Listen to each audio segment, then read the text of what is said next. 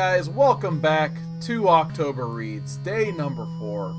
And I think it's time we go back to the modern age of comics, and this time we're going to be visiting 2005's A Nightmare on Elm Street, special number 1 from Avatar Press. So, a publisher I haven't read too much of, so definitely happy to have some Avatar Press in the collection.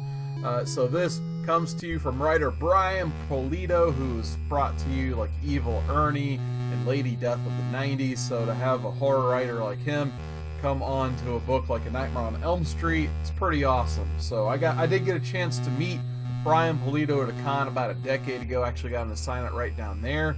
And he was telling me about how much fun he had working on A Nightmare on Elm Street, Friday the 13th, so on and so forth.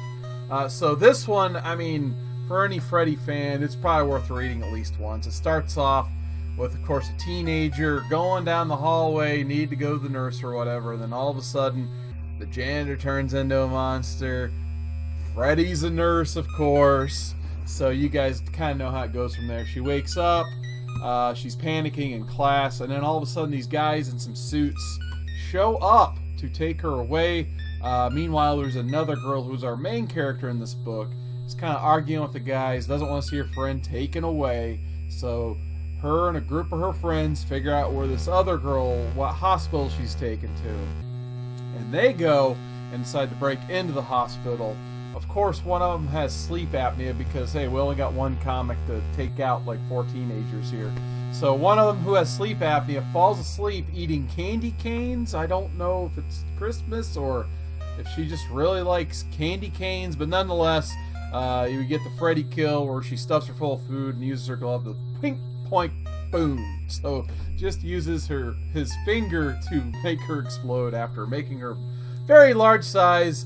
And then for some reason, the guy in the group, he decides to stop and take some sleeping pills in the middle of the hospital. I don't know why anyone would ever do that, especially in a Freddy comic, but of course, he doesn't last long at all. Of course, you can guess what happens to him. So the one girl finds her friend strapped to this experimental lab bed, and before she can even get there, Freddy's already won because she has been induced to sleep by these scientists. So she ends up pretty much just exploding. So the scientists capture our main character. They shoot her full of serum to put her to sleep, but not before she discovers what's really going on. Is there's a hospital and it's using kids to test out a new version of Hypnosil, which if you watched Nightmare on Elm Street Part 3 Dream Warriors, you might remember Hypnosil being used in that to suppress dreams in order to suppress, Freddy's effect on the kids. And this girl, she's ready to go public with the knowledge of Freddy, but obviously the guys were paying attention, the scientists, and are like, if you tell 20 million kids that, 20 million kids will basically be infected by Freddy and he'll have access to their dreams. So she gets put to sleep, and yeah, she gets put in this like tryout for a TV series. Freddy's like, ha, break a leg, and her leg breaks, and give her a hand, he gets a hand thrown at her. So obviously she doesn't last too long. So the issue ends with Freddy victorious. Don't know what goes to these science guys. I think there's a couple more issues of this. I may have to seek them out and read them at some point.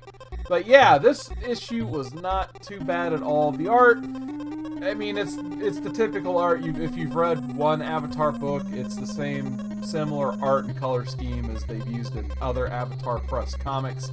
So not too overly thrilled about that, but I think when it comes to drawing Freddy and, the dreams that he has, there's only a few times I really only use the comic book medium to accentuate like his claws and that stuff.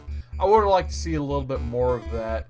So I think overall, because I did enjoy the Brian Pulido story and the art was a bit challenging, I'm just going to give this a solid 3 out of 5. So guys, hopefully you enjoyed Nightmare on Elm Street.